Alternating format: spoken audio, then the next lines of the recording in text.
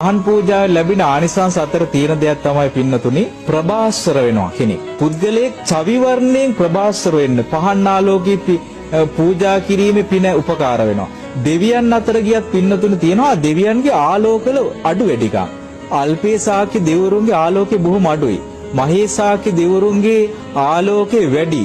ඊට පස්සේ අප්පමානාභ වගේ දෙවිවරුන්ගේ ආලෝකය ගොඩක් තියෙනවා. ඒ විවිධාකාර ආලෝක තියෙන දෙවිවරුන්ගේ අතර ප්‍රභාස්වර ආලෝක තියෙන දෙවියන් අතර උපදින්නත් මෙන්න මේ පහන් පූජාවේ පින උපකාර වෙනවා. එතකොට ශරීර වර්ණය ලබා දෙනවා. ඒ වගේම දිවස් නුවණ ලබා ගන්න පහන් පූජා උපකාර වෙනවා. ඒ වගේම දිවස ලබා ගන්න උපකාර වෙනවා. ඒ වගේම හොඳ ආලෝකය දකින්න පුළුවන්. හොඳ රූප දකින්න පුළුවන්. රෝග පීඩා වලින් බැහැර වුණා හොඳ S2ක් ලැබෙනවා යාට. ඒක පහන් පූජාවේ ආලෝක පූජාවේ ආනිසංශයක්.